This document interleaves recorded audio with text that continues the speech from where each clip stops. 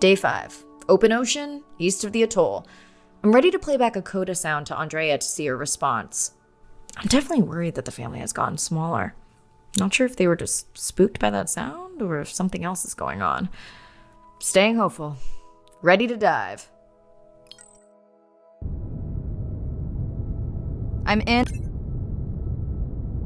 and okay. I always feel like I'm swimming in place in the open ocean.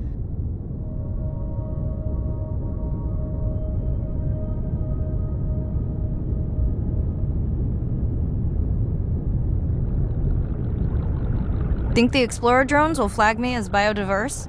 You're not what they're looking for. That's what everyone says.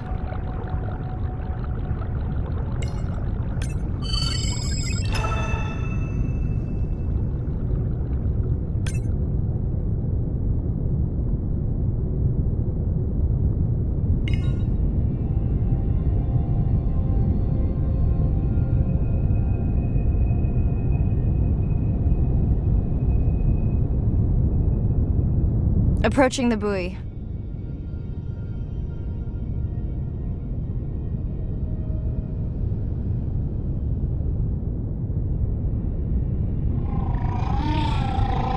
That song sounds familiar.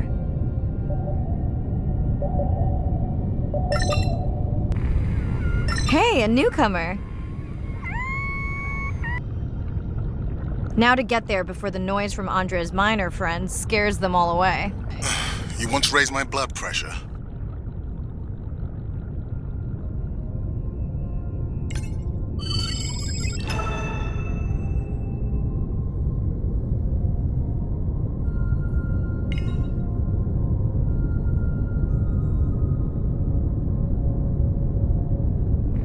I was not expecting to find orcas here. They don't look like killers. Top of the food chain, just like us. Minus the urge to destroy ourselves.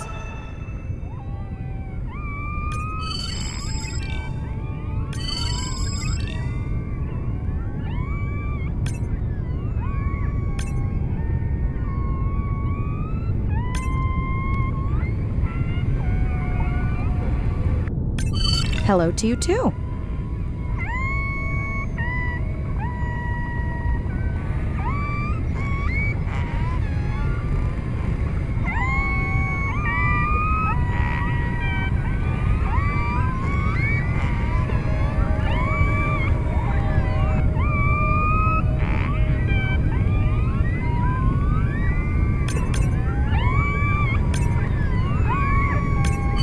Has anyone been tracking them? I'm still waiting to see if there's a match.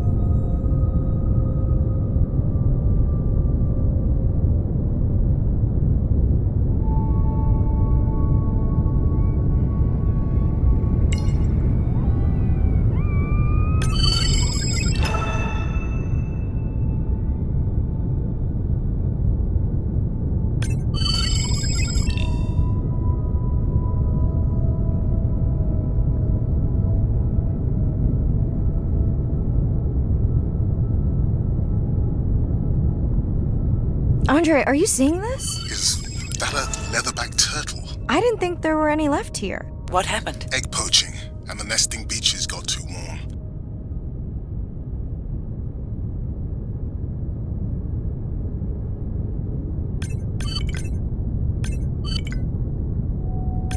Biosample acquired. Do you think your turtles are making a comeback? Well, I wish I could be optimistic. It's just as likely our turtle is taking the long route home to somewhere else.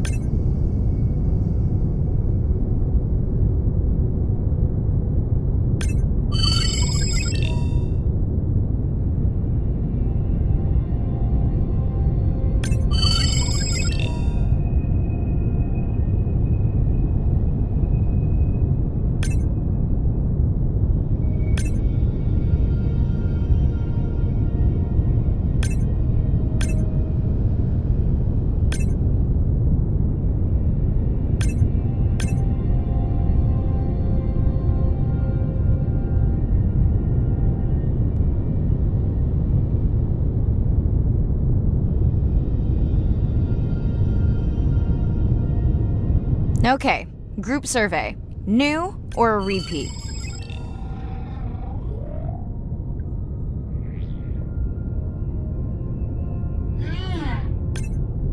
So glad to hear you. Those noisy neighbors silenced enough of your friends.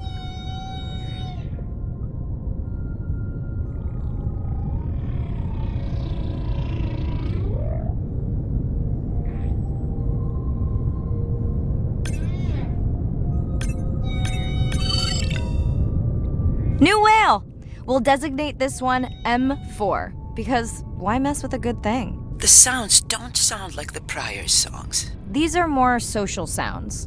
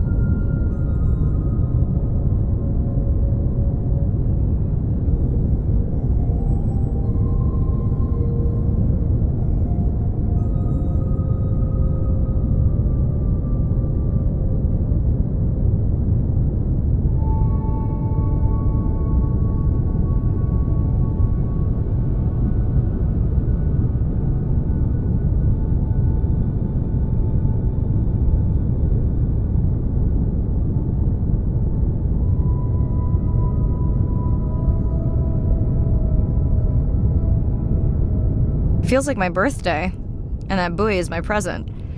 Hope it's better than my last birthday. Dare I ask? My sister got me jeans that were mine for about a week before they wandered off, never to be seen again. A mystery, I tell you.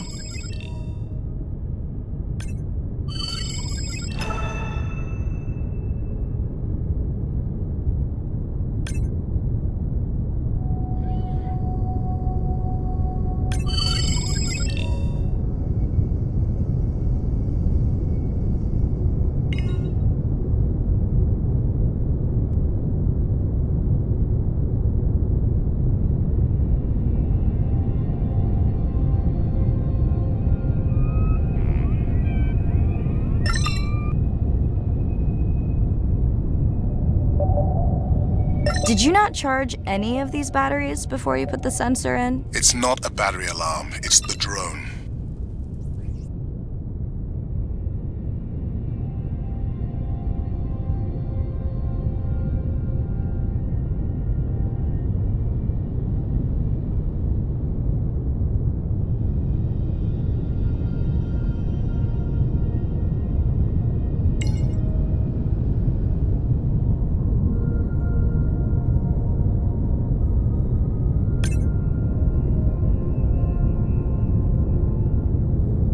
Hello! I just met your friends.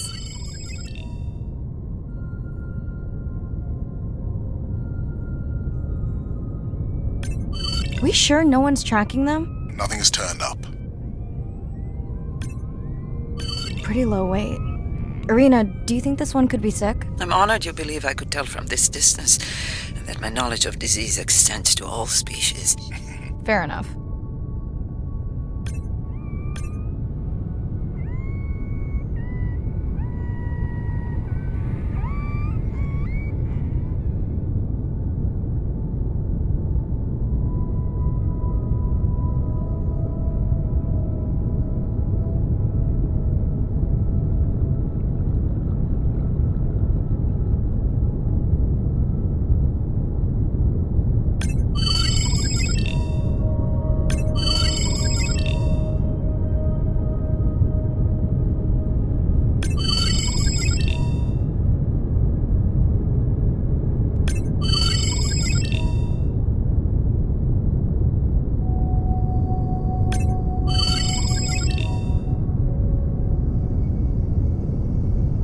Dolphins. Always showing off.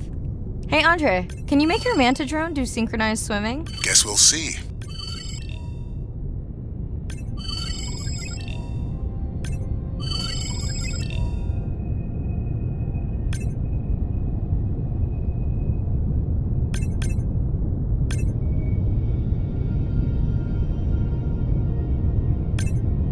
Let's log you in.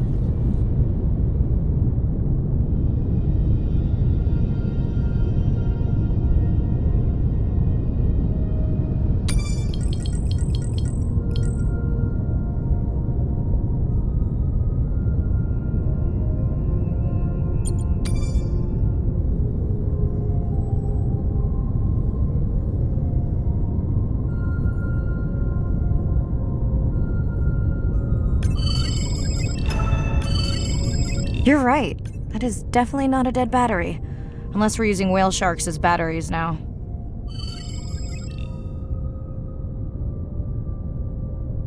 There's already a tag on it. Then scan the tag. Sure, like that was obvious. I'm leaving another tag.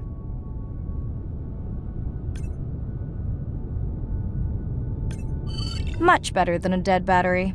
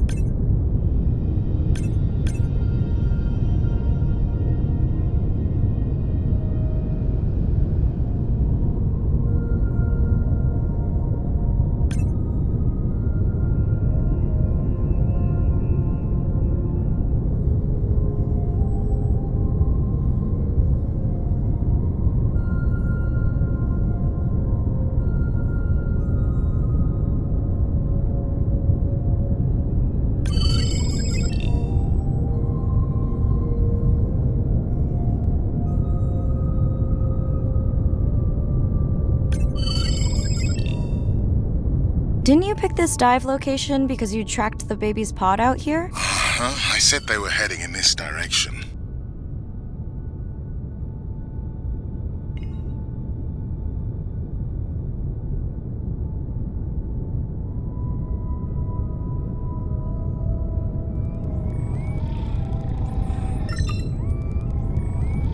Andre, the buoy is glitching. I don't know what range you've set, but I think I'm hearing all the animals in the Pacific. Yeah. Too many sound signals for the software to keep up. I don't know what kind of party I'm crashing, but pretty sure I'm gonna love it. What is happening? It's a bait ball. Humpbacks? Orcas? Very unusual, but everyone's gotta eat. Are you safe down here? I'll try not to be mistaken for a fish. Of course dolphins show up. Never like being left out of the action. They want leftovers. Good luck to them. They're up against bigger stomachs.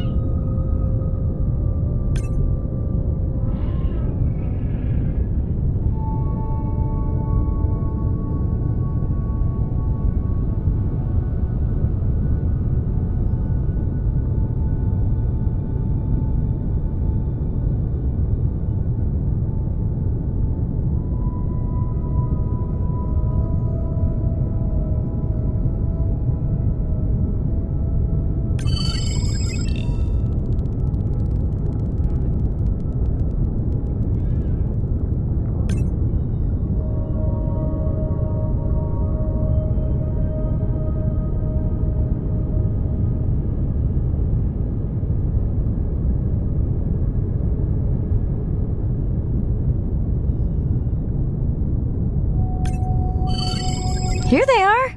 You were right, Andre. I guess I didn't just swim across the Pacific for nothing.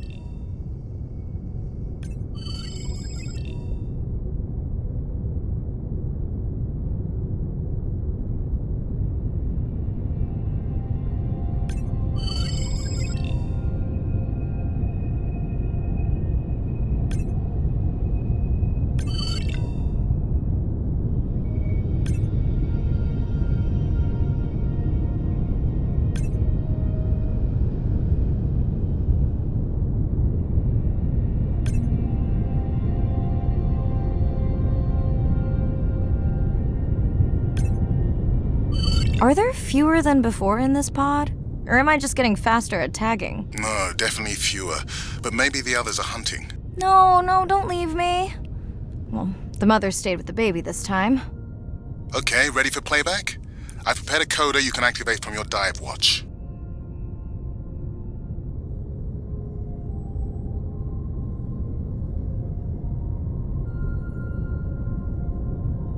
Okay, first attempt to speak whale.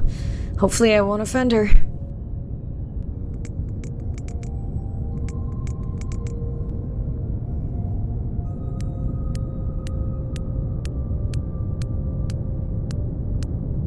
Echo clicks. I could feel it across my body, just checking me out. First contact. She zoom scanned you. You have no idea what that felt like. She was looking right at me. Whew, you have no idea.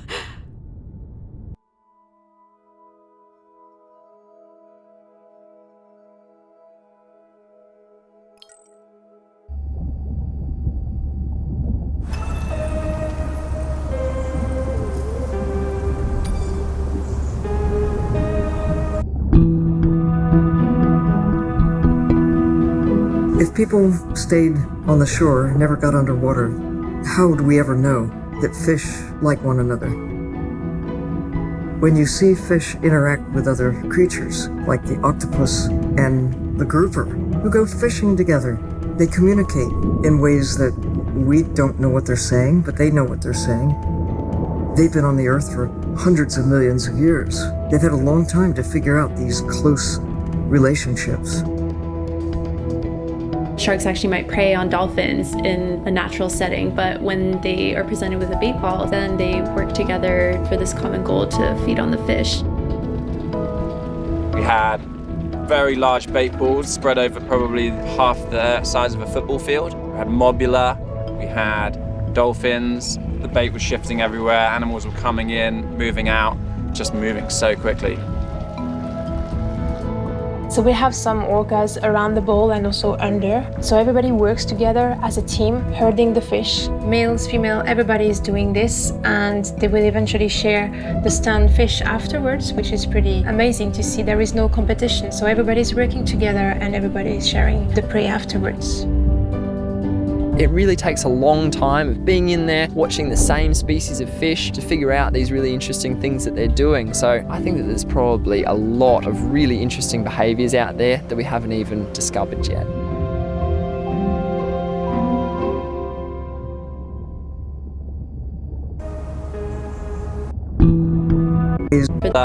We had Fish. Sharks actually might prey on dolphins in a natural setting, but when they are presented with a bait ball, then they work together for this common goal to feed on the fish. We had very large bait balls spread over probably half the size of a football field. We had mobula, we had dolphins, the bait was shifting everywhere, animals were coming in, moving out, just moving so quickly.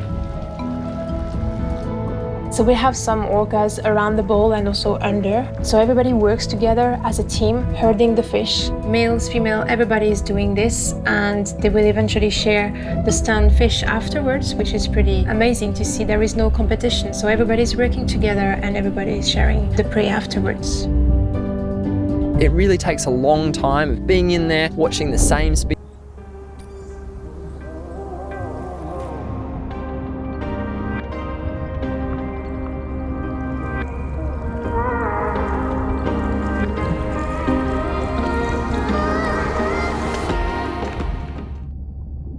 Bad news. The drone we had tracking that intrusive noise, it's gone. Lost contact hours ago. I'll keep monitoring the hydrophones for that noise, but as of now, unless the drone resurfaces, that's all we've got.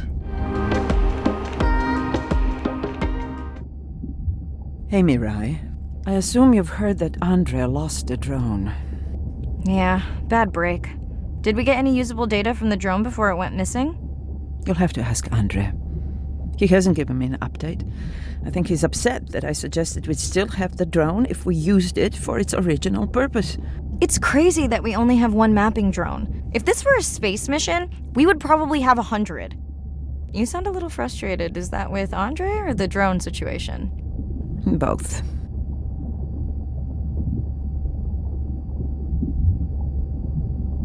I just wish he wasn't so cold with me, just because I turned my prior research into a successful biotech business. Not every company is evil. I know. Those miners have him agitated. It's nothing personal. Hopefully that's true. Was that a yawn? Did you get any sleep? Not really. Between the drone and staying up to chat with my daughter, I spent most of the night staring out of my cabin window at the moon. My grandmother loved to take me free diving in the moonlight. It was magical. It's like the whole ocean glows. Sounds like a fun grandmother. She was. Is. She's alive, but suffers from dementia. Sorry to hear that. Thanks. Nana moved in with us after our mom died. I was 12, Ren was 4. Are you and your sister close?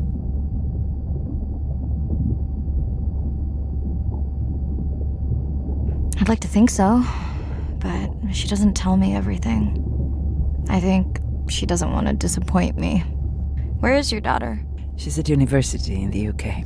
What is she studying? Pre-med. But she also has a passion for music. She has been playing in the same indie band for years. What's her music like? Hard to describe. I'm sure Sophie would love for you to check it out. I'll send you her latest single. Ooh. Isn't your sister also at university? My sister, took a break for a few years, but she's back now. There's a story there. Not my business.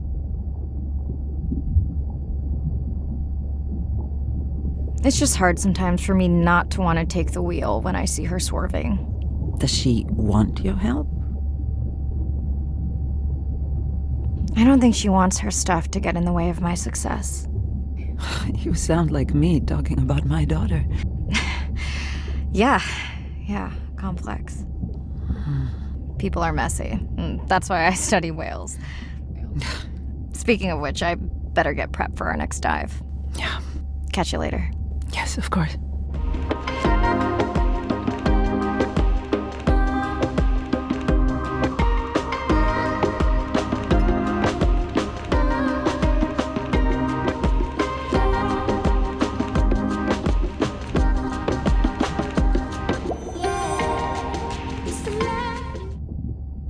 Hi, Mirai.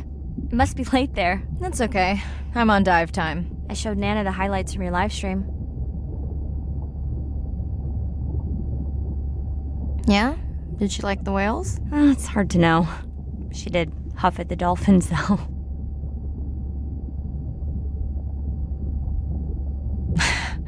She used to read you that story every night. Yeah, you've told me that, but I don't really remember. Are you doing okay with her? Kind of. You do this better. Did you want to talk about next semester? When you get back. It's complex. You know, I can look at coming back earlier. That's crazy talk. Go speak to your whales. Gonna try. Catch you later.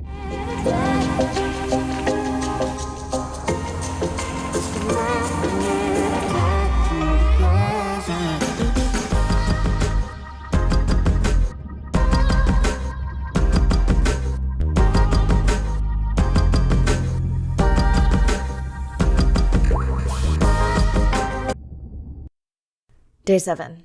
About to enter the Twilight Zone. I'm following Andrea's family down to the seamounts where I hope to observe them hunting.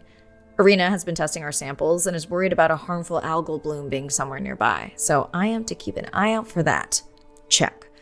I'm also keeping an eye out for more turtles. I know they're out there, ready to dive.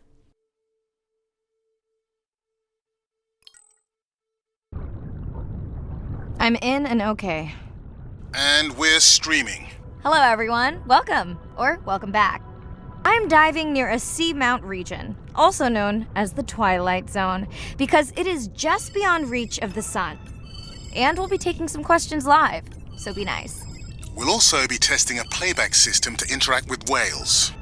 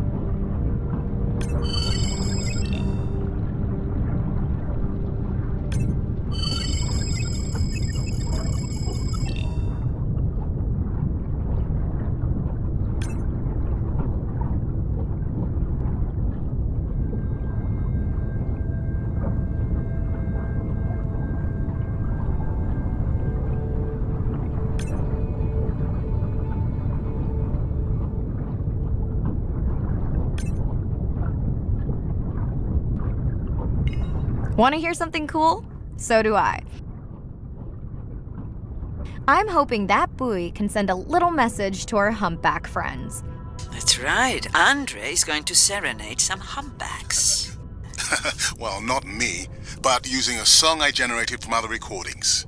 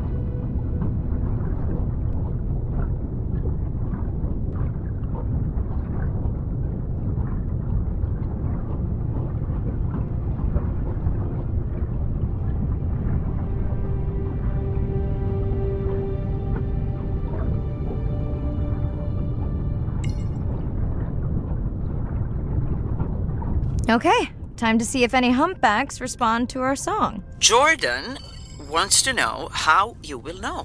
Great question. if we have recorded him before, we'll see if the influence of our song affected his. Scientists believe whales from one region can influence the song of whales from another when they mix.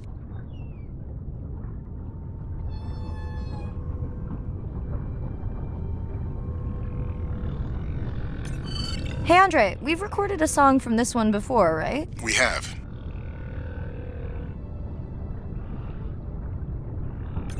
How quickly can you compare his two songs? Well, I need to wait for his song to complete at least one full cycle. And how long is that? 20 minutes, maybe more. Wow, that's a long, slow ballad.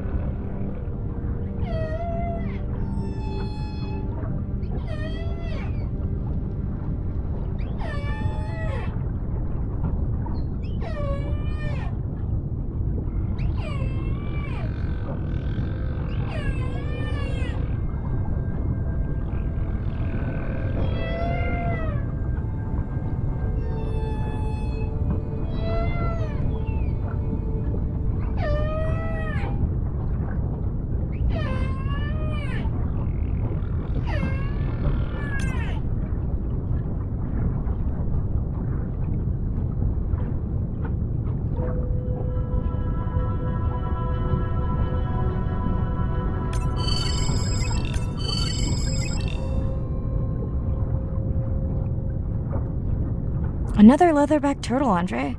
And feasting on some moon jellies. That is odd. Is that the same one we saw before? It looks bigger, but let me zoom scan it to be sure.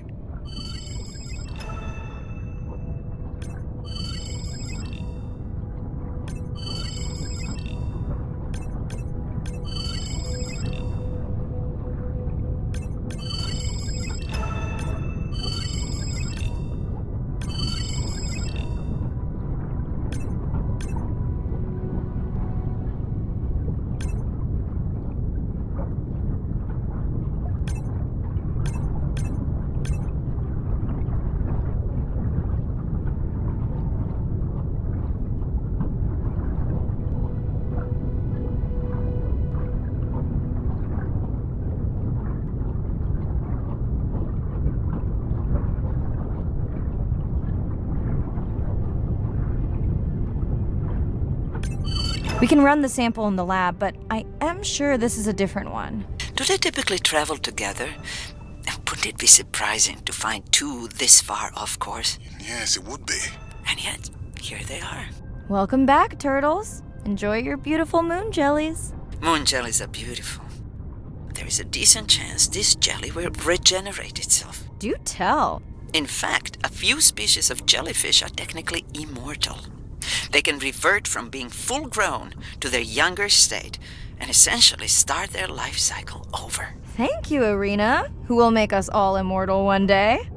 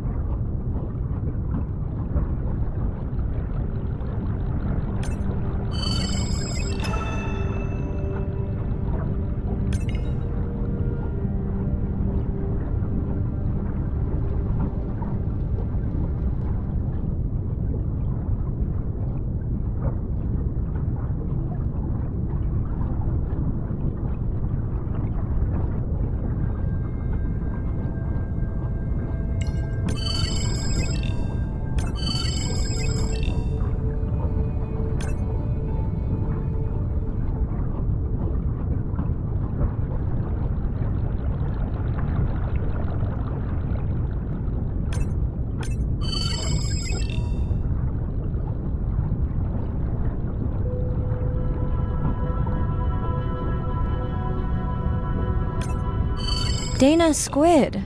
It looks like they're hunting... Lanternfish. Well called, Arena. We'll make you a sea witch yet. I'm sorry, a what? Let's scan a few to pick up their hunting behavior. Here goes.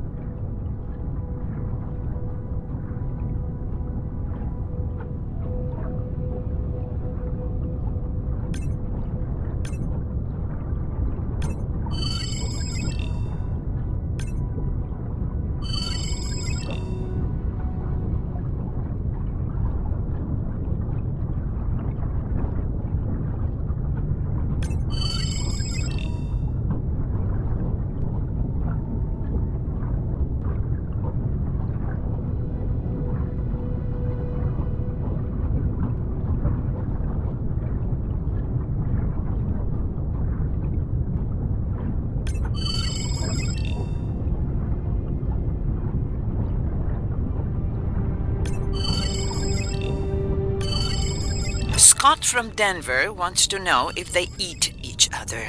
Some do. I think this one was upset he missed out on his prey.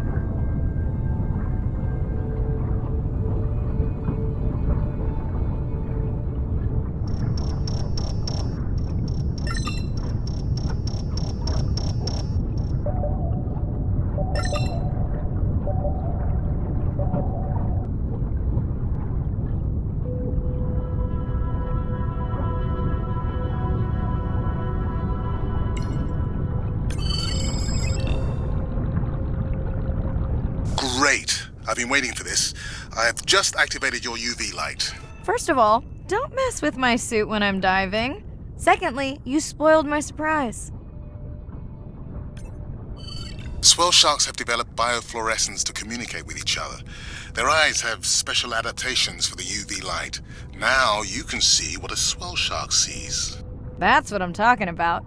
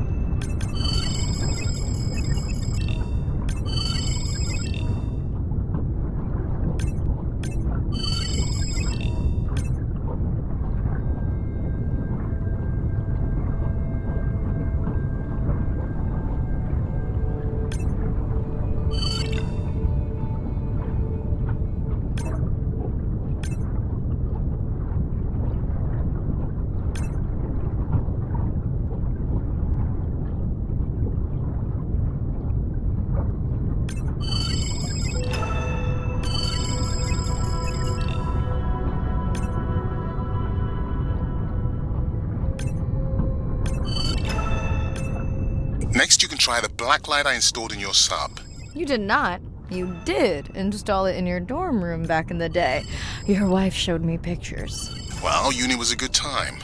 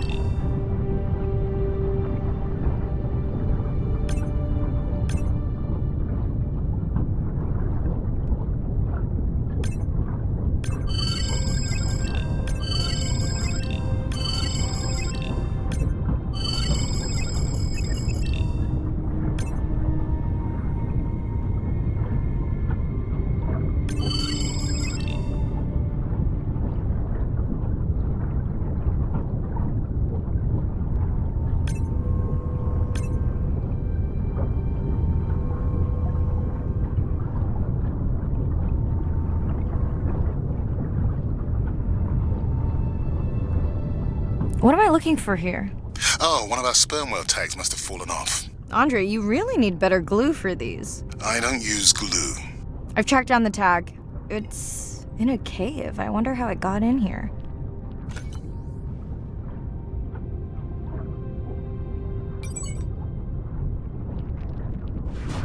Oh! What the? Mirai! An octopus! Are you okay? Other than getting inked in front of a live global audience? You know, you might want to get that off you. It will probably attract predators. Oh, wonderful.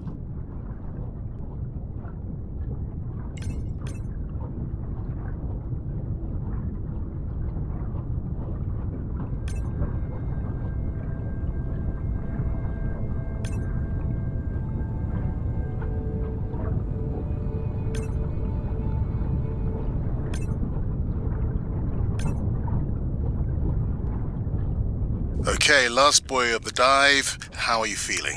Chances of suit holding out until the end of the dive? Good. Hope of seeing if our humpback song had any effect? Well... You know this, but for the viewers, science is not magic, it takes patience. I'd like to believe in a little magic.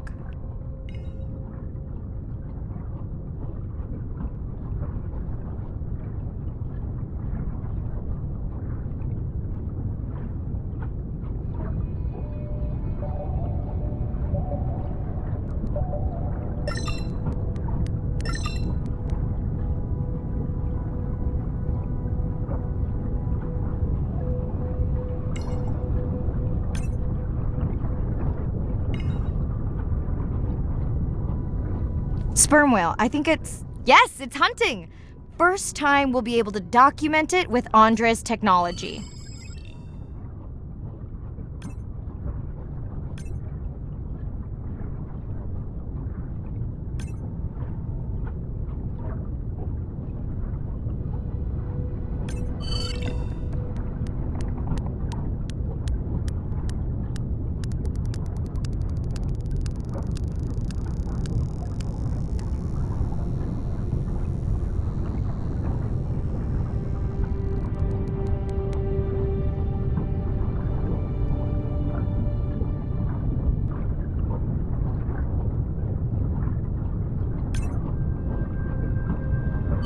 Come on, come on.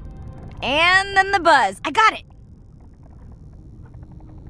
Raj from Mumbai wants to know, what's the buzz? I think he was making a joke. Got it. But what is the buzz? How is it used? We're not entirely sure, but definitely associated with being close to prey. This is just the warm-up. The real fun will come in the deep.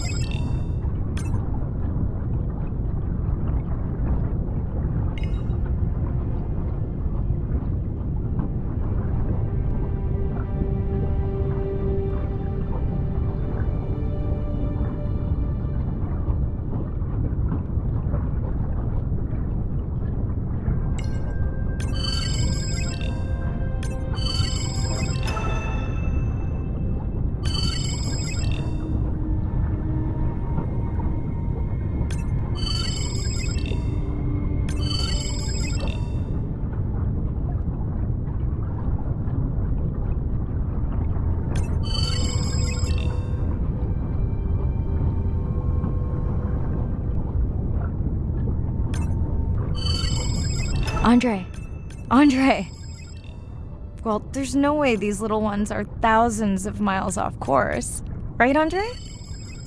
Give him a minute. Right. Let's scan a few of these to get their gender. There's a tiny tag here. Andre?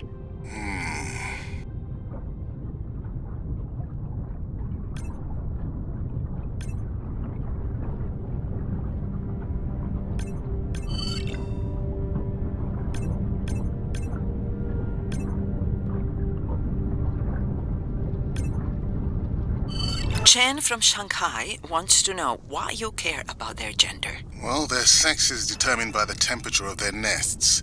Warming beaches wiped out the turtles in this region. Believe in a little magic now, Andre? I may just start, but let me check on that tag first.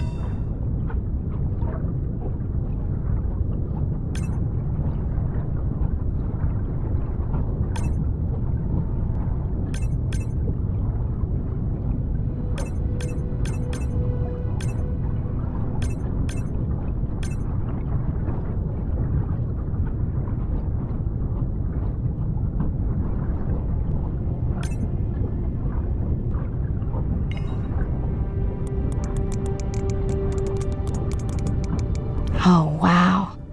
Glad we didn't miss this. Beautiful. Yeah, they must have been hunting down past the rift. I think we found our spot for our first deep dive. Mirai, check out that one closest to you. What's that on its skin? Not sure I can catch them. They're headed to the surface. Might just be a scrape from a ship strike. Yeah, let's hope that's all it is. Let's end it here.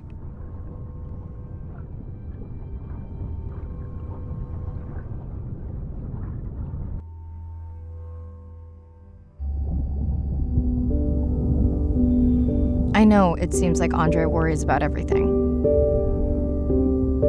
But I really understand where that comes from.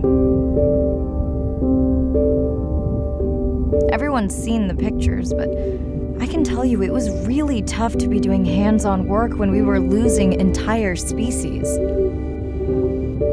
For me, it was the whales. But for Andre, it was the turtles. I stayed to help him. Several of the other scientists did as well. By then, only Andre's protected nests were the ones producing turtles in the region.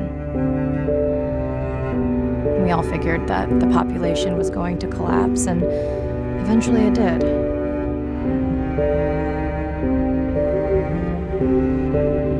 But seeing this large man spend day after day carrying tiny turtles from the nest to the water, it inspired us to stay.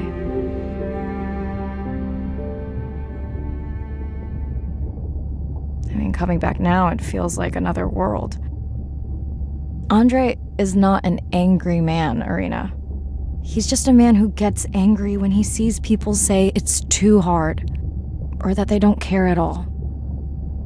Yeah.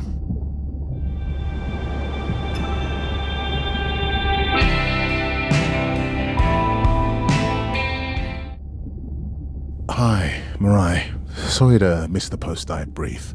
I've been listening to our humpback recordings for hours and got myself in a kind of funk. Actually, I started listening to the humpbacks and then switched to Miles Davis. Anyway, I don't see any clear sign that our playback influenced any of the other whales yet, but I just know we're on the right track. I'm sorry to be in such a mood. Don't know what to make of those turtles or what's going on with our sperm whale family.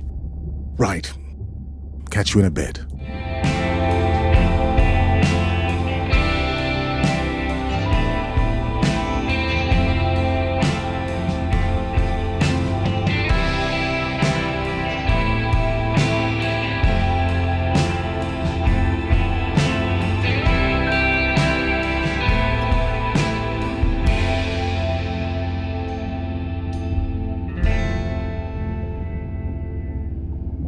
Ocean crashes on the rocks, where I go to collect my thoughts. Jellyfish have mechanisms of self-repair. They're constantly getting bitten by turtles and chunks getting taken away. 50% of the jellyfish population are wounded.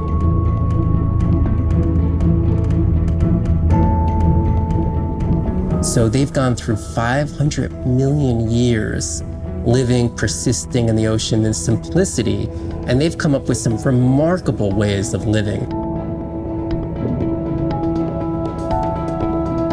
There's something called the immortal jellyfish and how they age, aging in reverse, which we're just beginning to understand, where they get old and then degenerate back into a youth again.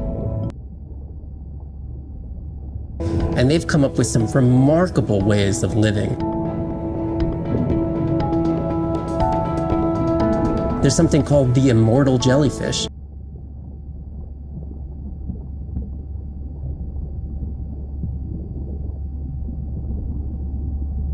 And how they age, aging in reverse, which we're just beginning to understand, where they get old and then degenerate back into a youth again.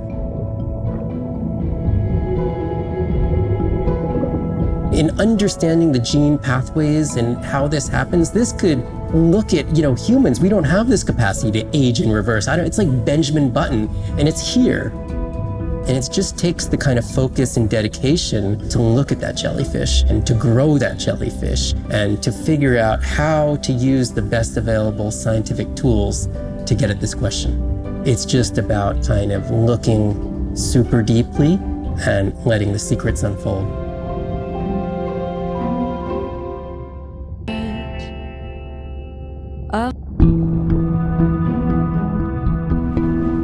The energy from our star flies through the universe, through our atmosphere, and hits us at the ground.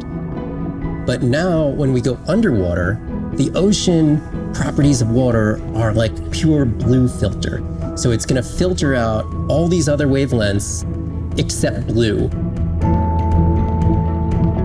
As you go down further, it's primarily blue, blue, blue till 700 meters. And at that level, there's still faint photons of sunlight in the blue range. And we call this the twilight zone. And there, animals are still perceiving a tiny little bit of our sun's energy. Below this, it's gone. 24/7 darkness. And it turns out that there's a ton of color vision down in the deep. So it's like they're making enough light down there to be able to be satisfying all the eyes of the deep sea creatures. So it's not this totally dark world down there. It's still light. It's just the animals are making the light rather than the sun.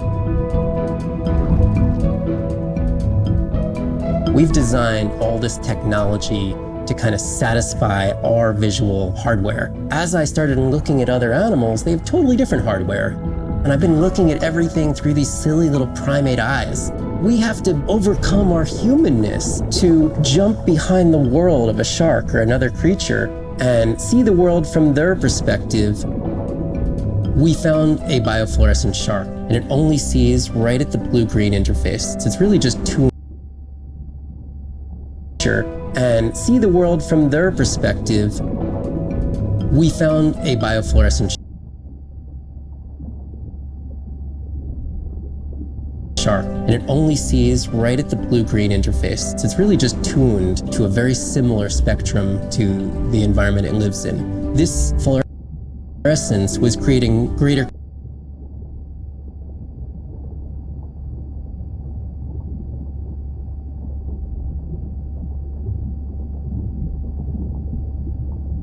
contrast for the shark. It's like this endless well of information. We're at the very tip of the iceberg.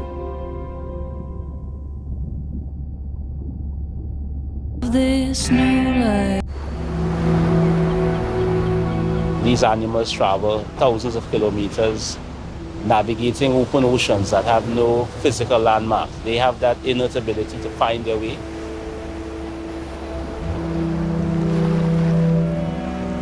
They're only sharing our beach for a short point in time, but they need protection because man has brought an ancient species to near extinction. I got involved at a time when hostilities were very real. People came with guns and machetes to poach a turtle. We would protect these animals at all costs. Because on the high tides, when the tide comes up, this area here will be flooded, right? So when the sea turtle lays her egg, the nest requires a constant temperature. And if we recognize that this nest is in a real bad spot, we choose a spot further inland on the beach that's stable, and then we would evaluate if the eggs were able to hatch because of us moving them. And in both cases, we're always right.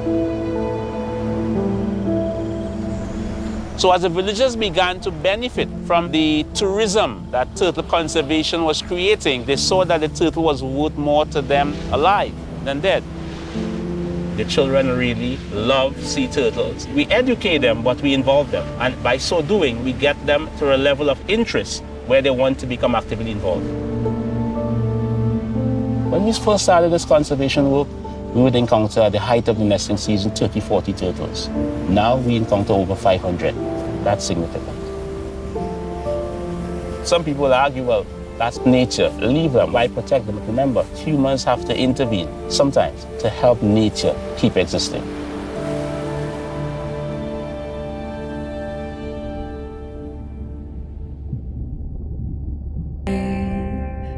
I think I see a new light. Coral garden lives below. The pink expanse above me grows into a new light.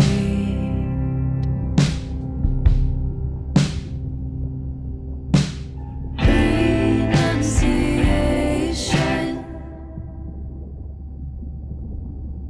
in the eye of the beholder.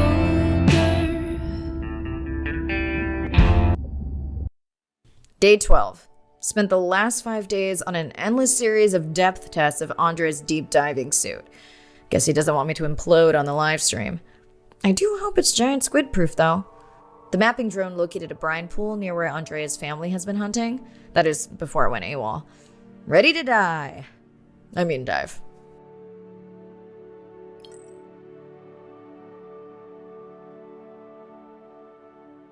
in and okay. You sure I can't talk you into another test dive at this depth before we stream? Enough test dives. It's not like I'm doing a spacewalk. Well, with this suit you probably could. Are we gonna talk about suit crush depth again? I think we can probably roll. Starting the live stream. Welcome back, ocean friends. Tonight, I am deep. Midnight zone, no light from the surface deep. Tonight, we're using Andre's lure drone to mimic the Atolla jellyfish to lure large predators like the giant squid. It's certainly not all my tech. I'm building on years of prior research. Don't forget our mission to the brine pools. Oh yes, Arena will fill you in on that later.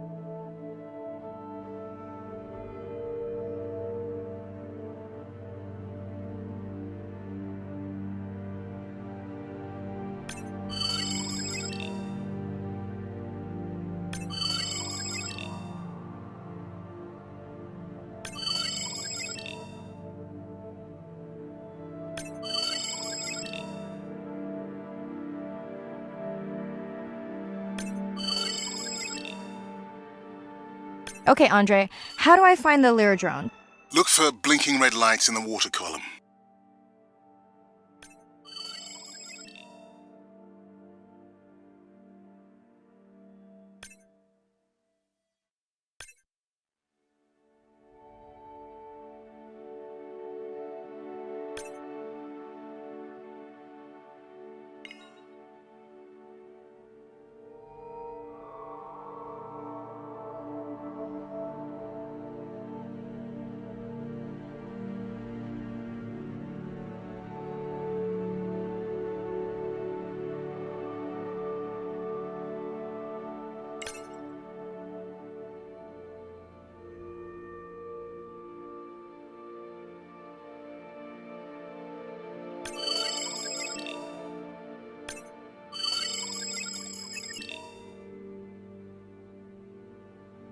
No need to get too close. You can activate the lure from there.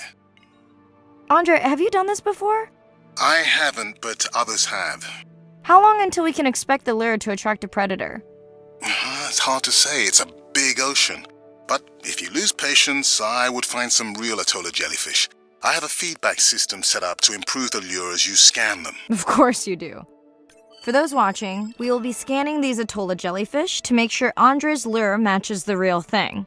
It does, but it can always be refined.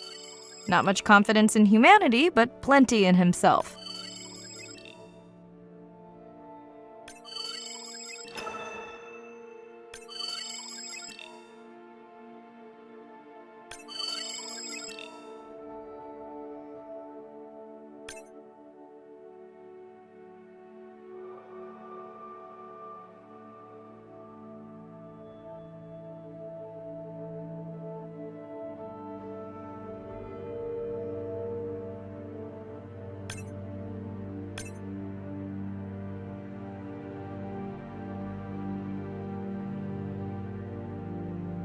Got the jellyfish scans, though Andre doesn't need them. In truth, they should improve the lure. I would not waste your time. Getting a few impolite comments on the screen pointing out that giant squid don't feed on Atolla jellyfish. They're right. Actually, the Atolla puts on this light show when under attack, in order to lure creatures big enough to eat their attacker. Might have some useful human applications. I think we need more Atolla scans to approve the lure.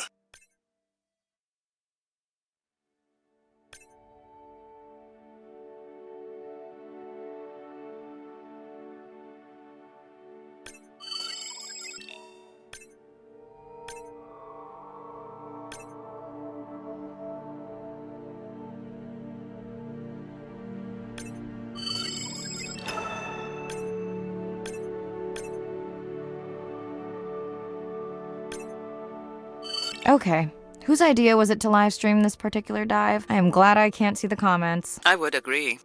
My grandmother had a saying for times like this. I'm not going to try my grandmother's accent on a live stream, but loosely translated, it means if you get bored waiting for a giant squid, you can always go to a brine pool. That's a pretty specific saying.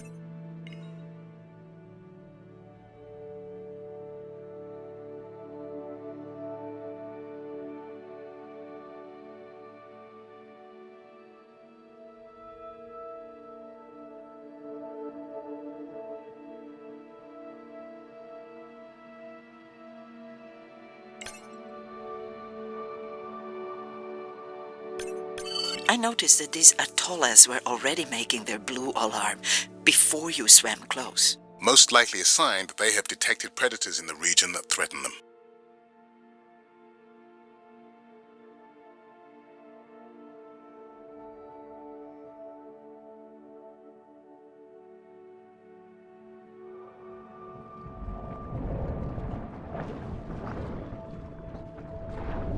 That gave me a chill. Whoa.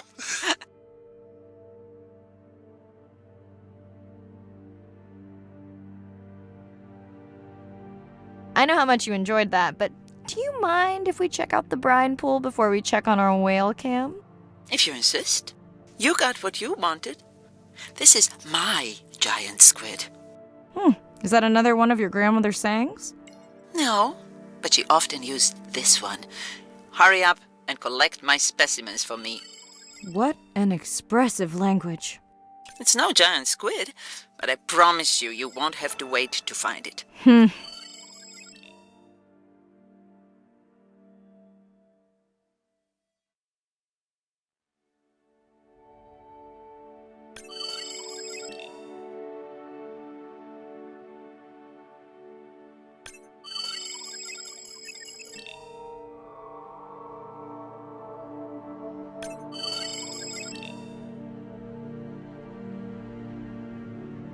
At long last, welcome to the brine pool.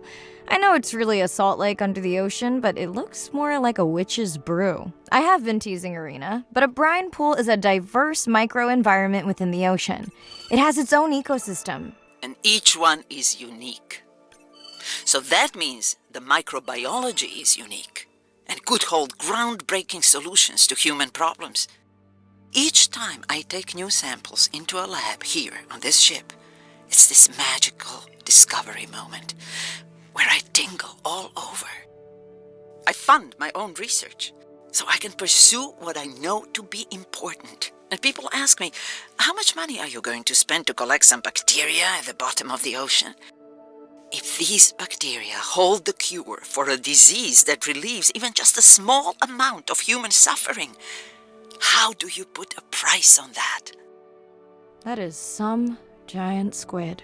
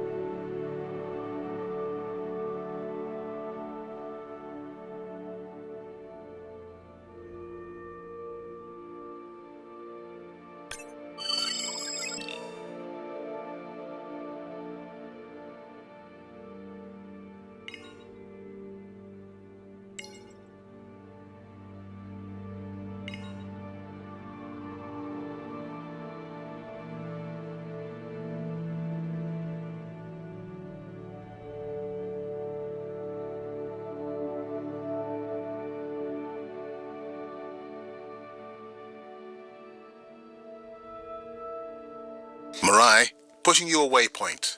Sperm whales are back on the hunt. Look for the drones. They will seek out the sound of the sperm whales and then idle nearby. We hope that today, Andrea's tech will make it possible to document how a sperm whale hunts the giant squid.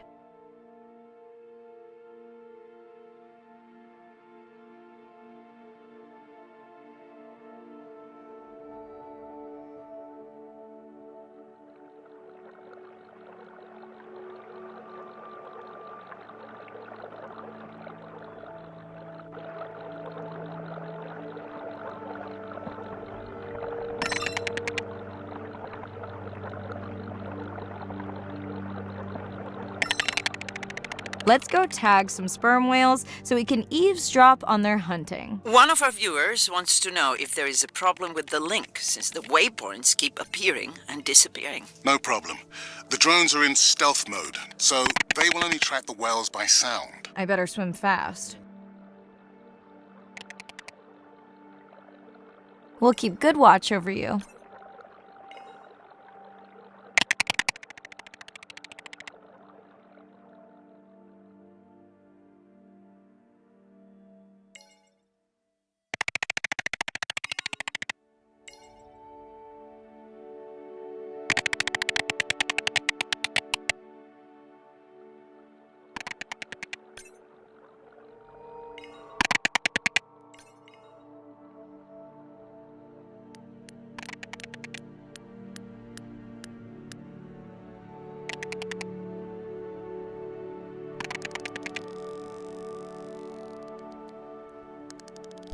Whoa!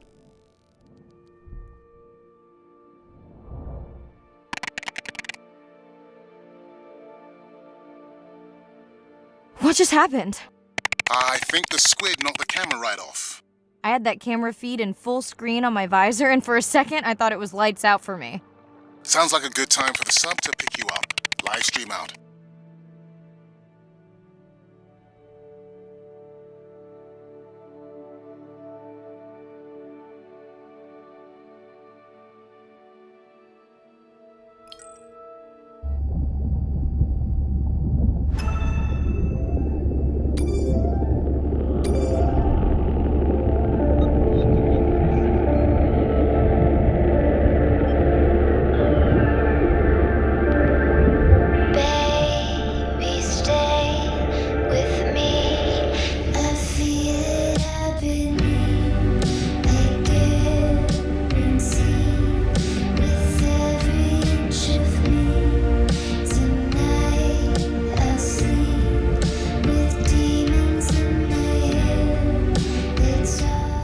It's Irina. Since there's no dive today, I'm going to lose myself in the wet lab to work on those samples you sent up from the brine pool.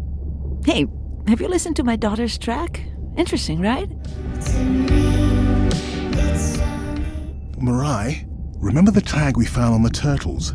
I put it out on the network and I got the strangest message back. I'm going to take a tender to a small island nearby and check it out. I'll explain everything later. Still no mapping drone, by the way.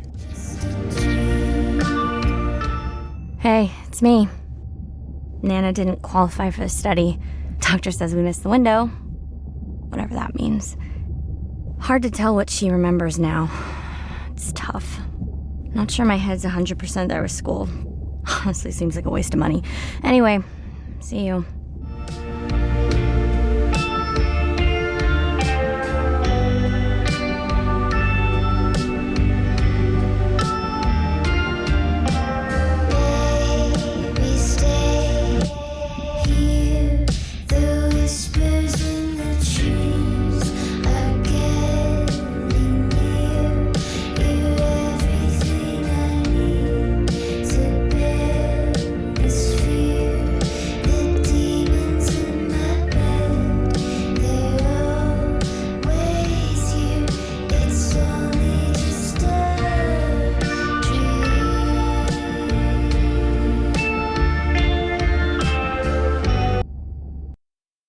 Day 13.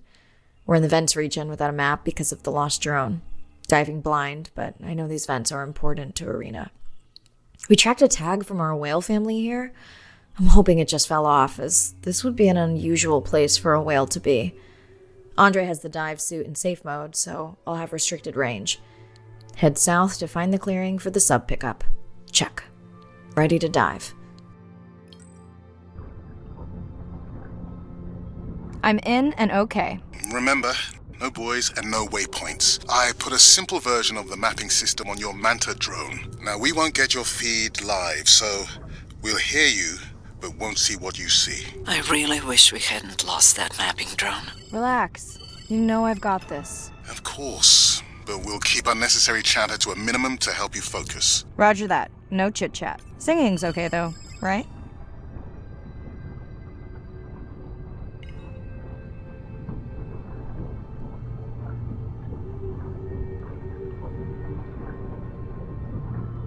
Irina, how will I know the difference again between a dormant vent and a live vent? Well, Live vents would have 400-degree water streaming out, so that's one way.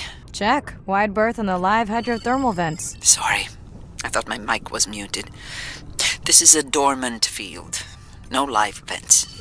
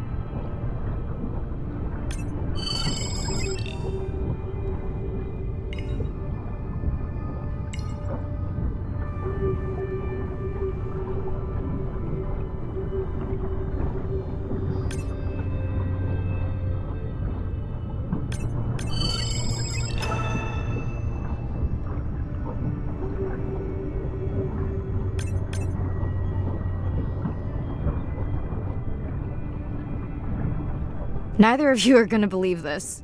I think I found the mapping drone. Really? No way. Can you scan it to make sure? Scan confirms. I thought you programmed it to track the noise from the miners. I did. I definitely did. Maybe you never committed the change. You were pretty exhausted that night. Yeah, maybe.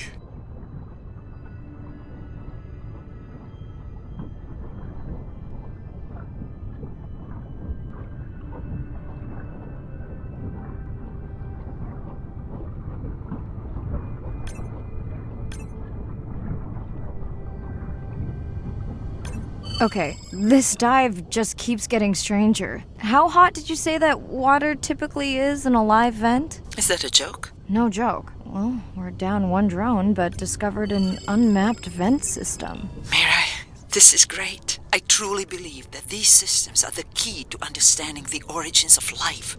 Thank you so much for doing the dive under these conditions. Actually, that might be the answer. What? To why the drone died. We were talking about the origins of life. My mind won't stop if it can't fit all the pieces together. The mapping drone may have cruised too close to the vent. It's got more delicate equipment on its underside that are not rated for anything close to that temperature. You sound almost pleased. Well, it's better to know the flaws so you can fix them.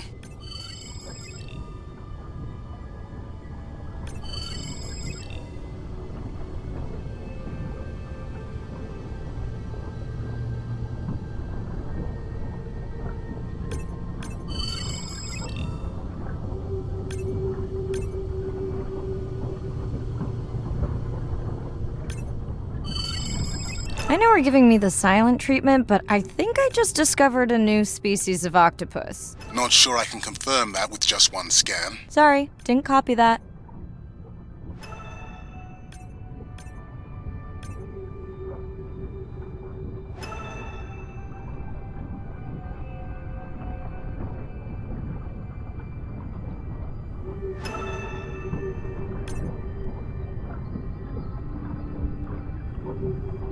Is that an opening there?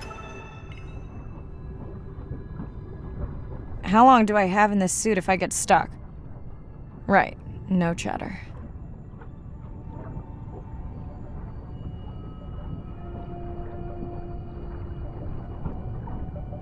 Andrea, is it possible that this is one of our tags? That's my tag sound.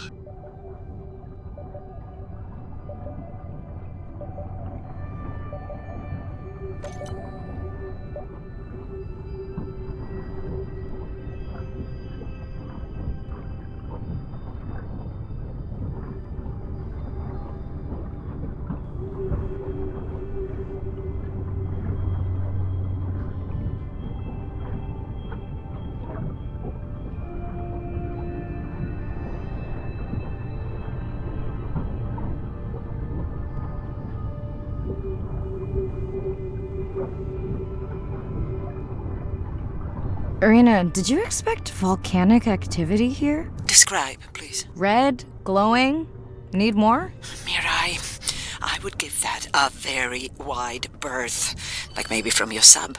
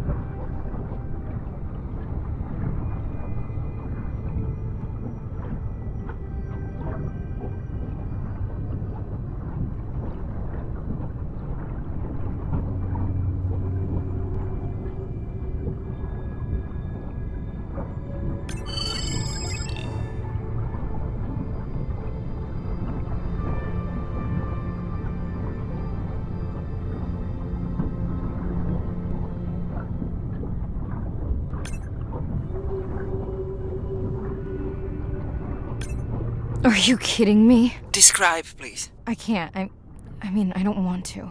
Mirai, you're making me uneasy. Seriously, we'll look at it together when I'm done with the dive.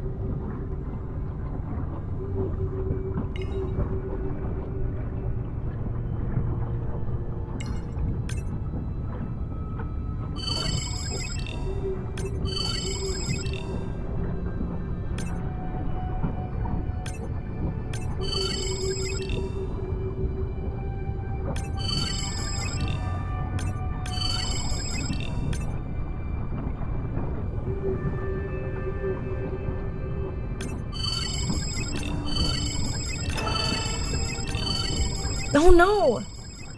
What happened to you? Were you sick?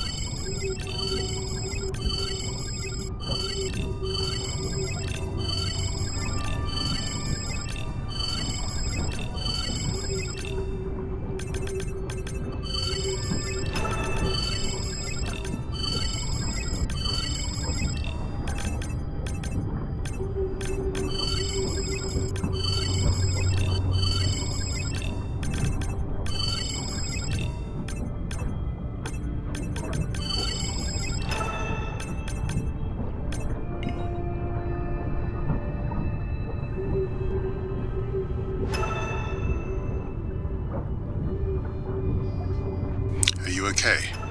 Just getting a few last scans.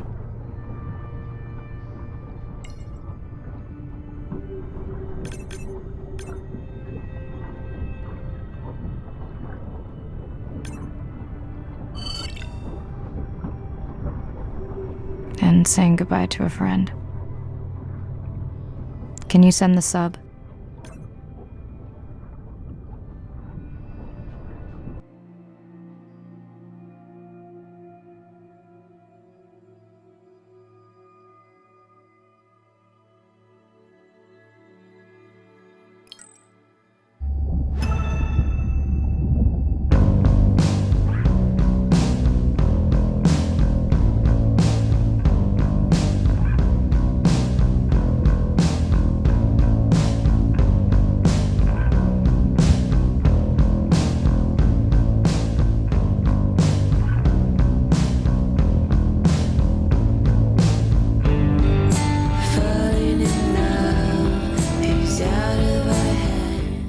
We watched the video log from your dive. I'm truly heartsick. I'm furious. Where should we start?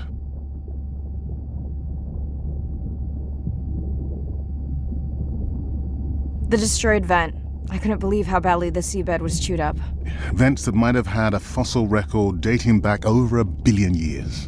And microbial life that doesn't exist anywhere else on the planet. Who knows what cures we've lost. Your drone's a fallen hero, Andre. I think it spooked the miners before they did more damage. If you hadn't been willing to dive without a map, we would never have confirmed they were actively mining. Who gets the satisfaction of turning them in? We were debating that before you came on.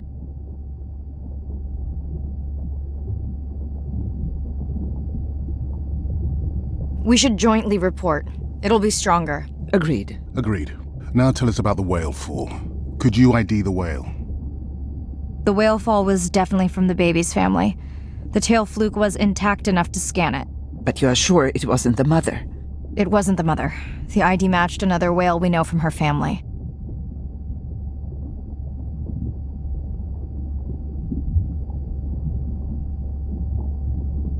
But it was an older whale, so it could have been from natural causes. Do you think there's any connection to the miners? They did plenty of damage, but I don't think the whale fall is on them. I can pull out anything from the scan log that might be worth investigating. Already have. Can you turn these into dive objectives? Right. Catch you in a bit. If I reach you, you'll understand. I can reach you or teach you to swim. A piece of driftwood, your new best friend. Keep you dry until you fall in. If I fade, I'll always be your friend. Find the beauty. Day 14. Arena's analysis of the whale fall shows evidence of toxins from a harmful algal bloom. We have to find Andrea and her family and get biosamples. On a positive note, Andrea's side trip was a success. He found an amazing group of teens who have been nurturing the turtle population back to health. Running out of dive time, especially if I go home early. Ready to dive. I'm in and okay. This area looks so different at night. I used to love diving in the moonlight. The pod was active in this area as recently as an hour ago. When was the last tracking data for the baby or its mother? Days ago. But they could be with the pod right now and just not making any noise.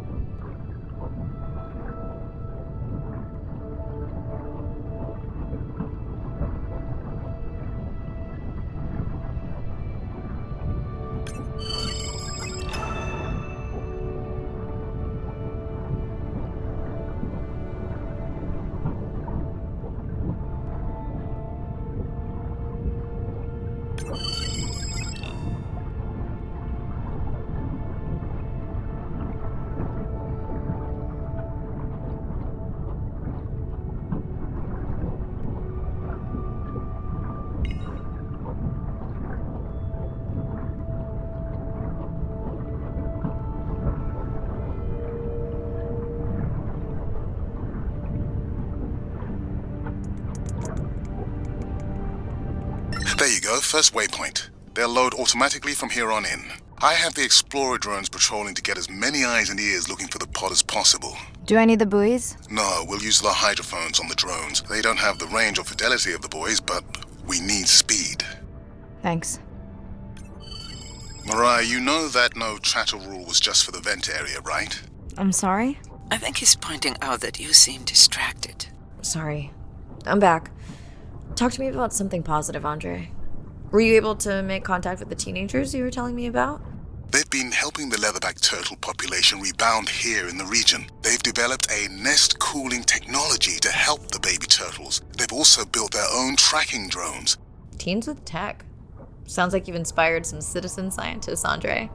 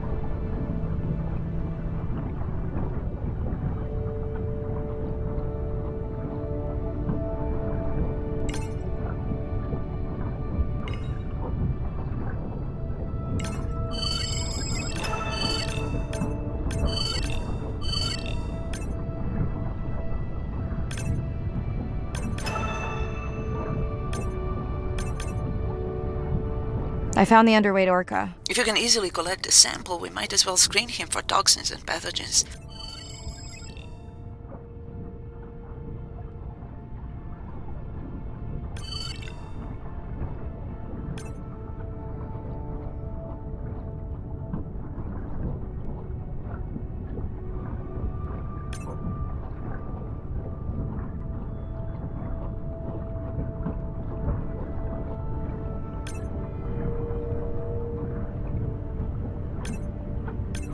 Have you decided whether or not you want another dive back at the brine pool? With everything going on, I really hadn't had the chance to look at the schedule, but I would always say yes to that. Right.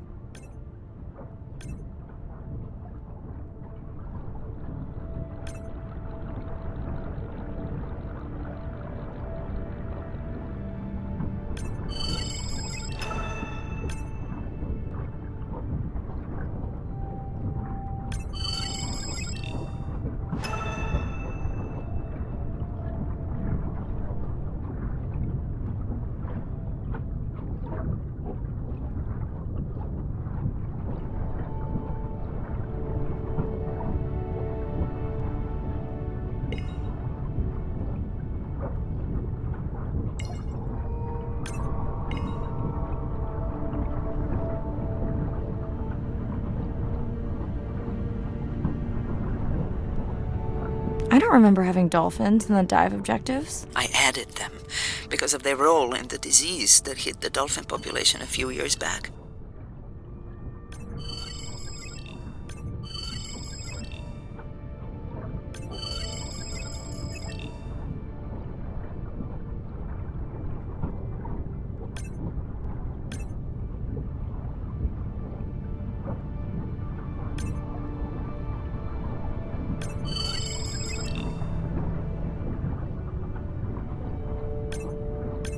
Done. Andre, have you picked up any tags from our pod? No, not yet. I'm going to widen the radius for the Explorer drones.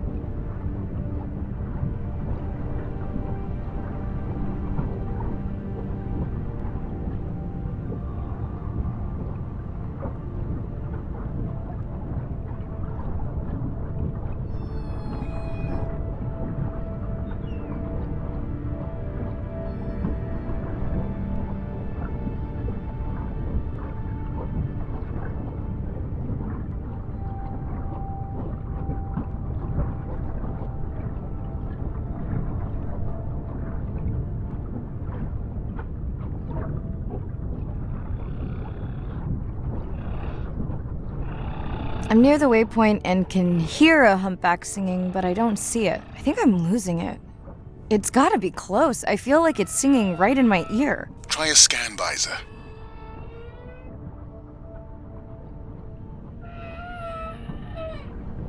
That's totally weird. I see a scan dot, but nothing's there. I think the humpback is invisible. Sorry, I'm afraid I'm the invisible whale. I'm definitely losing it. I thought you just said you're an invisible whale. Well, not me. The humpback song I generated. You're at a playback station. It's pretty small on the buoy line, but in the dark you probably can't see the line. Well, it must be pretty authentic. At least enough to convince your drone. Mirai, have you heard back from Ren yet? No. Is Ren okay? Rai, are you there? I'm not sure. Pardon? I meant about Ren. I don't know. We had a fight right before I left the sub. Do you want to call her now? I can patch you through. Seriously? Here? Well, I have to watch your video feed for safety, but I can mute your audio track for privacy. Wow, I've never talked to her while I was diving. No, I'll wait for the sub.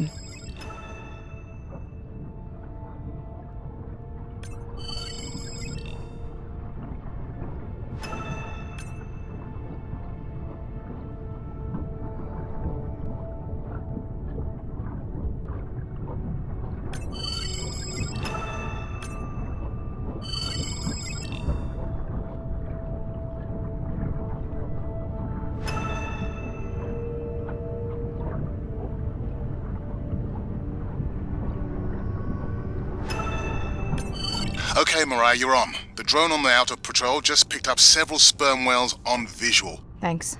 No sound alerts at all. They're being awfully quiet.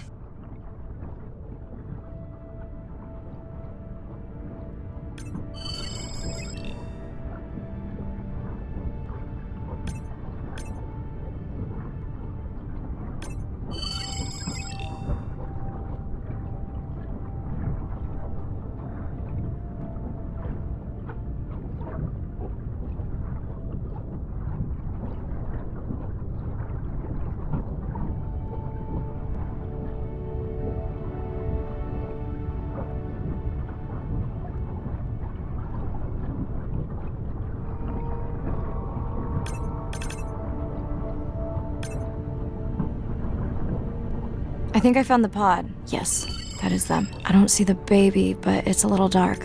Why aren't they moving? They're sleeping. I had no idea.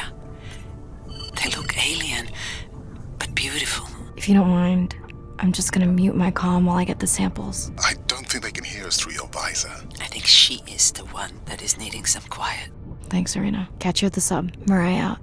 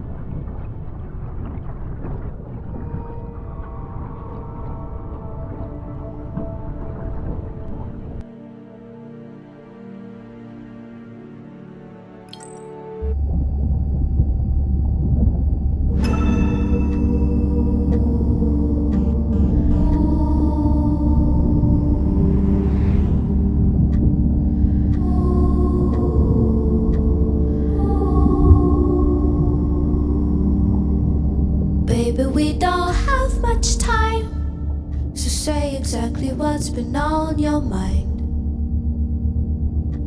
We don't have much choice, so go ahead, use your voice. I've thought about it every... Hello, Mirai. It's me. I don't see a sample from either the baby or the mother. Andre said you were going back out to look for them. I know you are still deciding, but I told him you're thinking about leaving the expedition early. As soon as I have results, I'll let you know.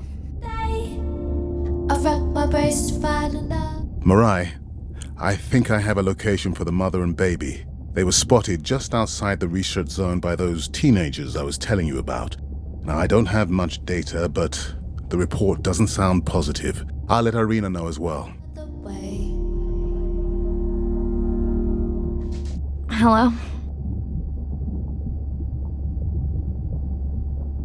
Is now a good time? You sound tired. Yeah, I'm a zombie. I had trouble sleeping.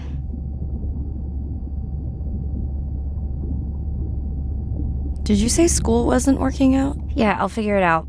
Listen, I'm exhausted. I'll catch you later, okay? Bren, please don't hang up. Bren? Okay.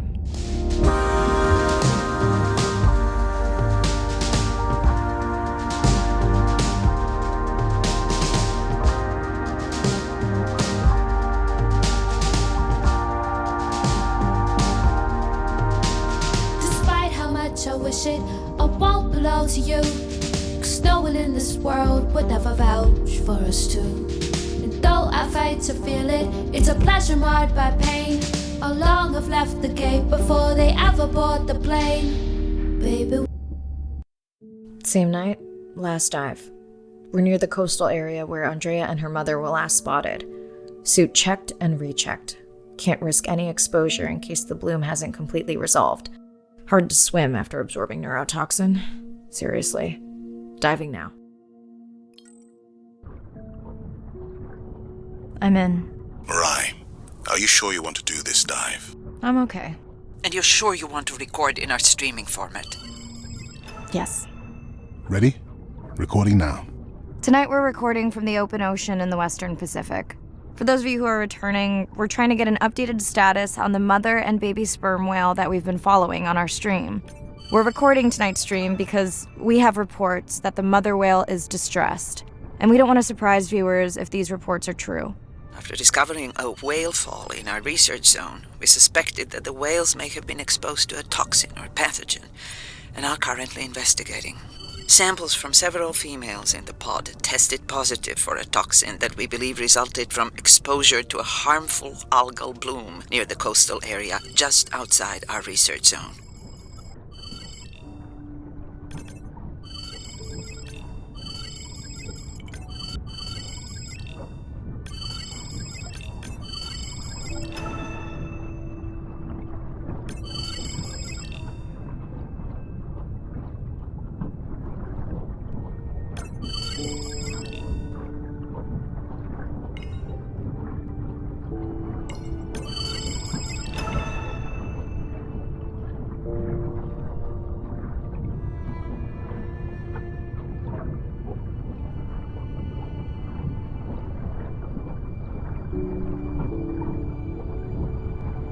As I approach the whales, I'm going to turn off my mic, but keep on my video feed.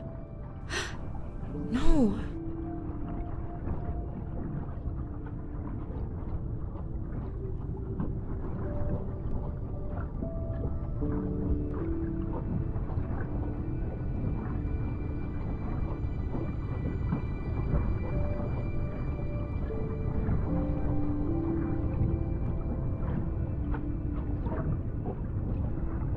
The whales that we tested showed low level of this toxin, so we do not believe they will suffer from long-term effects.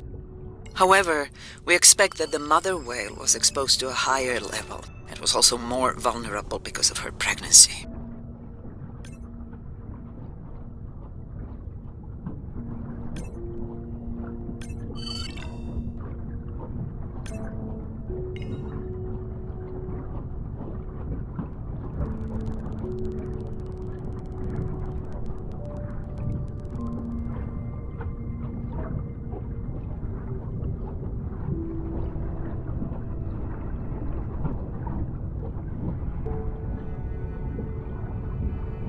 Andre, those orcas sure look like they are threatening the baby whale.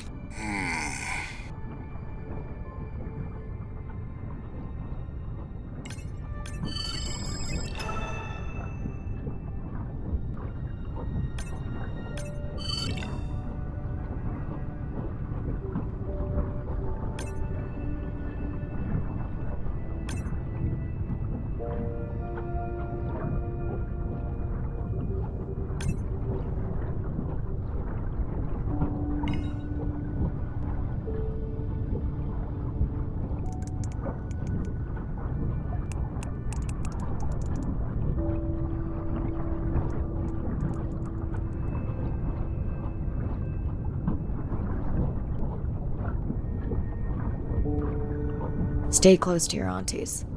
They know the way.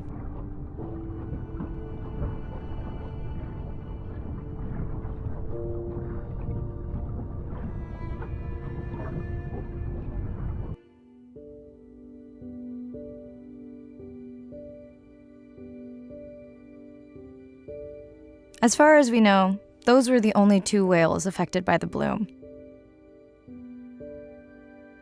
With all of Andrea's technology genius, he still hasn't invented a way to be in 2 places at the same time. Before my flight home landed, Irina and Andre had already confirmed the location of the harmful bloom. I stayed close to home with Nana until she passed the next year. Ren moved in with me to save money while she finished school, which was great. Mostly. It was Ren's idea to keep the live stream going remotely using one of Andrea's drones. But it was my fabulous idea to have Ren join the stream to choose the questions from the audience. She is definitely a hit. I can't lie. It's great to be diving again. While I was away, the baby became an auntie.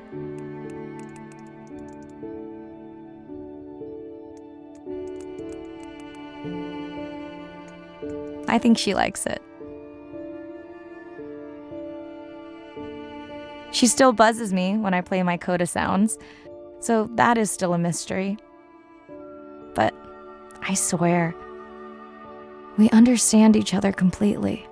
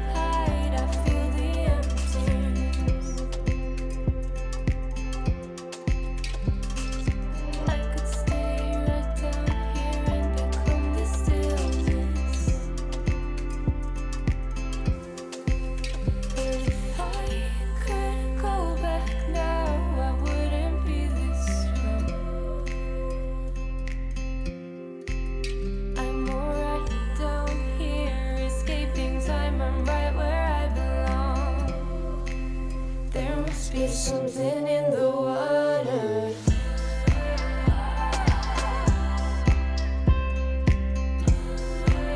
There must be something in the water.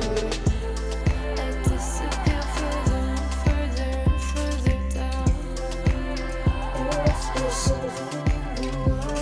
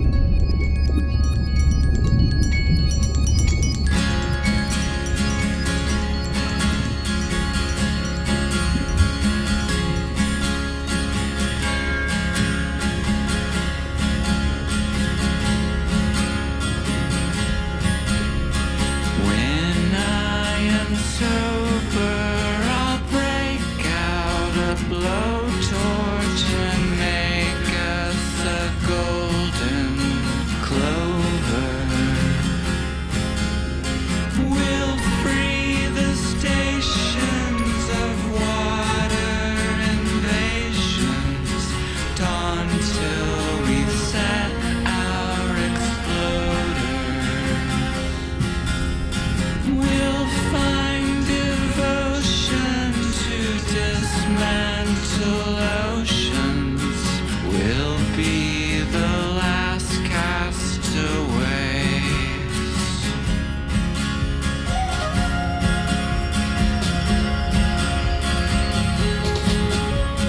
When I am sober, will you still swim over?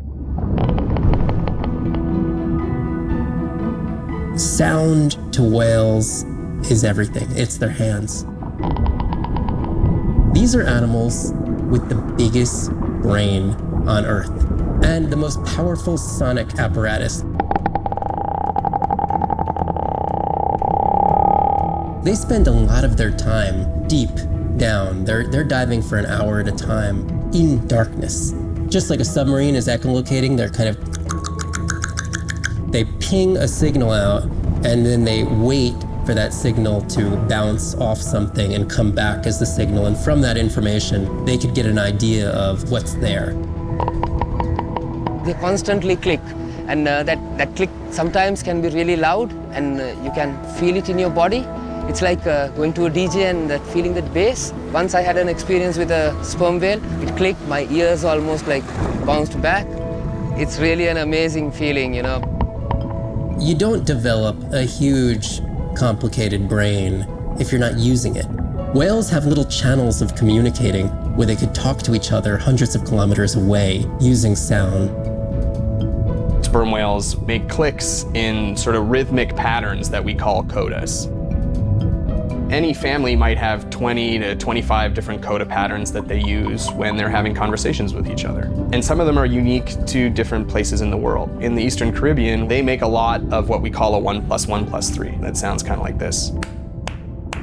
And that's only ever been recorded in the Caribbean. And it's been identical for the last 35 years.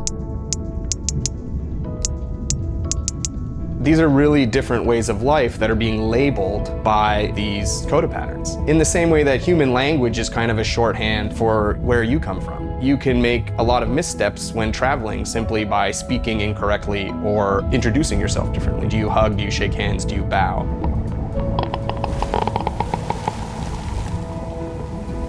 And a growing concern has to do with the noise that we're putting into the ocean. Everything we do impacts everything they're doing. The sound is causing high levels of stress in animals like this. No one wants to live at a rock concert. You can imagine trying to have your home inside an arena while some metal band is playing. And that's increasingly what the ocean feels like.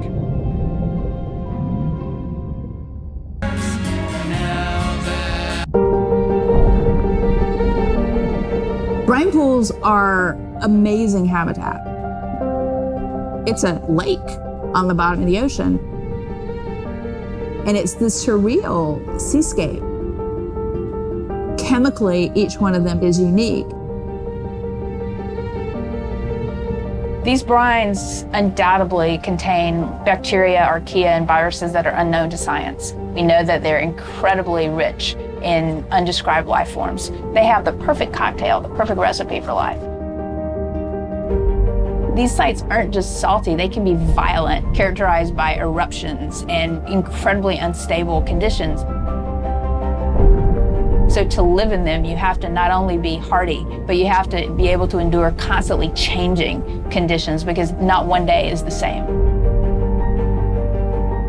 The organisms that live there, they undergo a constant biological warfare with each other to dominate the environment, to survive in the system. The biochemicals that they produce to do that biological warfare are applicable to curing diseases like cancer, Alzheimer's. They produce antibiotics and antivirals that can also be used to improve human health. And we drop targets as we go, so we know exactly where we sample. exploring these habitats is absolutely necessary because the metabolic potential there has the capacity to change the way we think about medicine, to change the way we think about antibiotics, based on our knowledge that we gain from studying these incredible environments in the deep sea.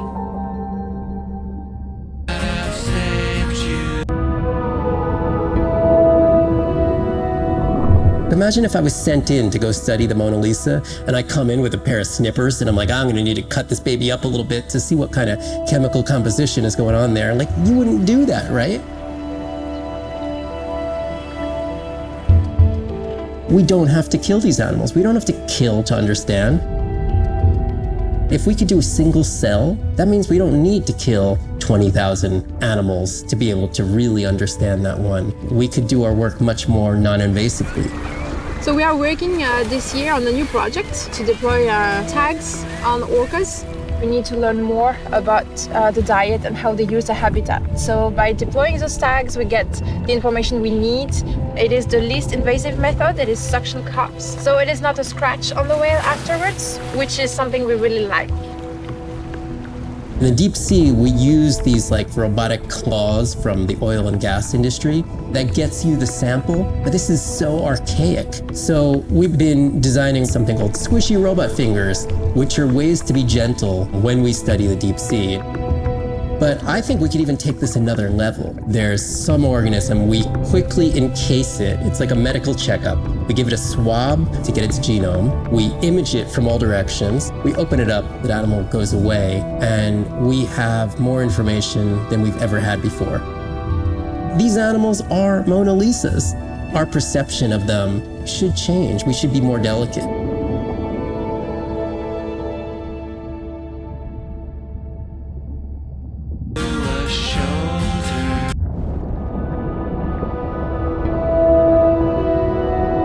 Hydrothermal vents are located on the seabed, often in deep water, but sometimes in shallower water. And they form in areas where new oceanic crust is being formed.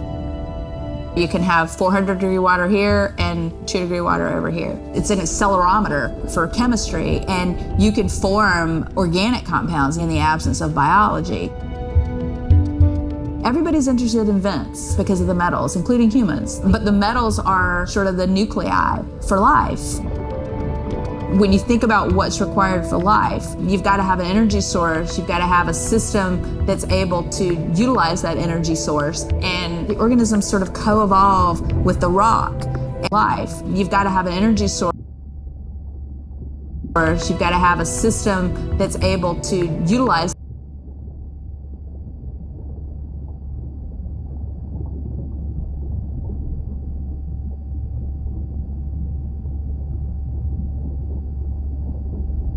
that energy source, and the organisms sort of co-evolve with the rock. And in my mind, that's probably how life originated. There are reservoirs of precious metals in the deep sea, and we do have societal needs for precious metals. It's very short-sighted and dangerous to exploit resources in ecosystems that we don't truly understand how those ecosystems function. Deep sea mining is when people go out and extract minerals from the seafloor.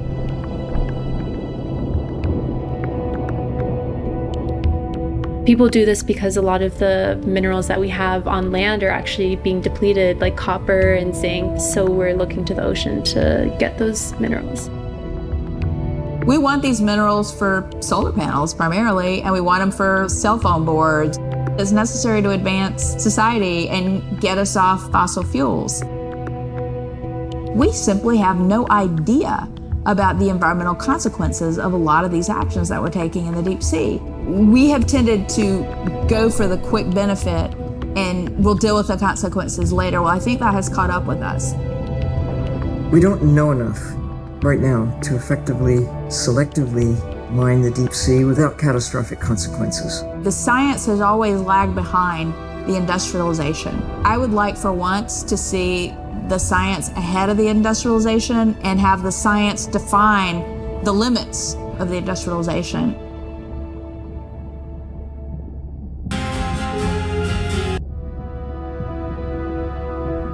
I study things that are beyond their wildest imaginations, and that I see things that are brand new to science and to people and to humanity every day. I'm at home in these kinds of environments. It's funny, I'm more comfortable here than I probably am on the outside.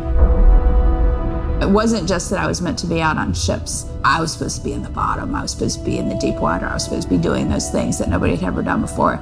It completes who I am.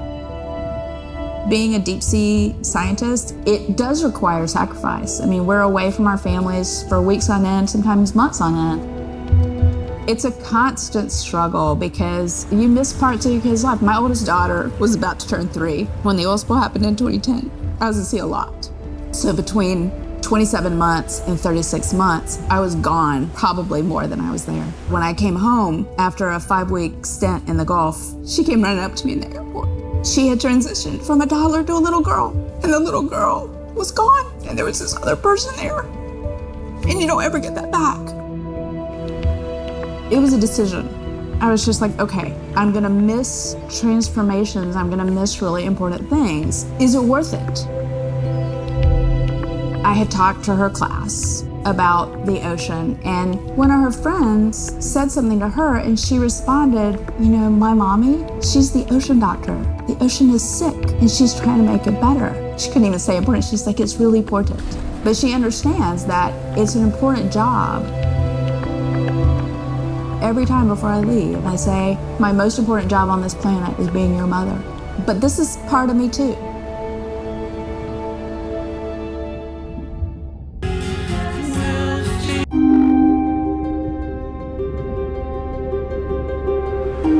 We're burdened from a time when we thought the ocean was too big to fail. You can't take anything for granted. Even though the ocean is so big, it is sensitive. The oceans are the kidneys of the earth. They recycle material and filter it out. Most people don't know that. They're not aware. They see the ocean as a sewer that they can dump anything into, and it's out of sight, out of mind. Nothing is out of sight, out of mind on this planet. Everything is connected. We are absolutely in this mix of biogeochemistry, and our role so far has been consumptive and destructive. If we are to continue to have a planet that works, we have to heal the harm we've caused. What's the worst case scenario if we deny that the climate is changing, but actually it is, and we do nothing? Then billions of people's lives will be directly affected just by sea level rise alone, let alone the other effects of climate change. So it's not about who's right, it's about the consequences of being wrong in the decision that we make right now. Educating everybody from school children, fishermen, tourists, if we can manage to do that, we have a very good future and we can gain a lot from the ocean.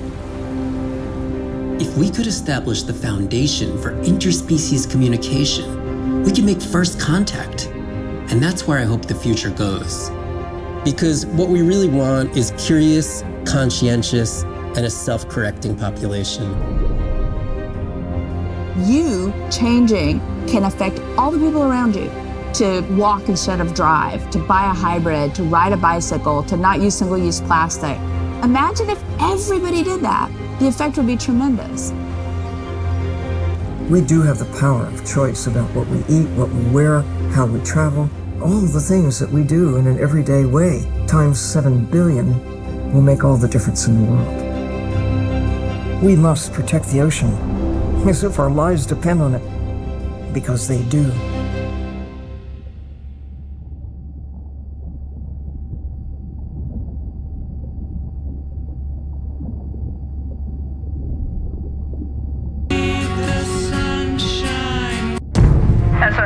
Hatch secure, life support running, and we are ready for the water.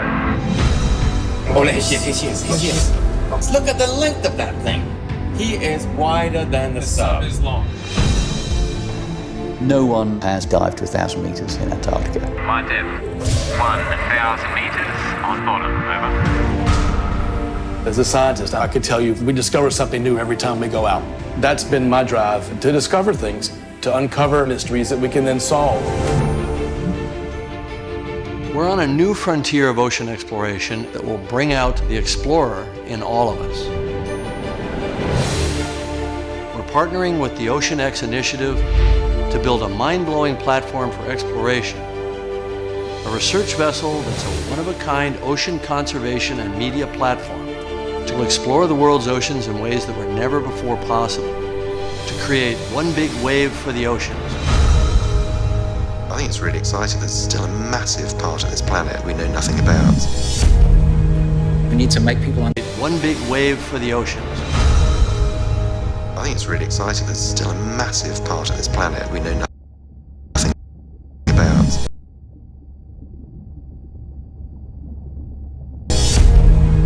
We need to make people understand what we do in the next 10 years is going to determine what the ocean looks like in 200 years' time.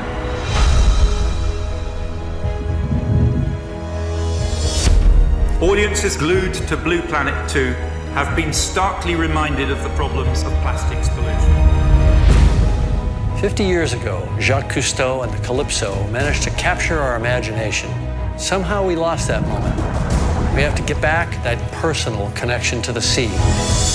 The greatest era of exploration is still ahead of us.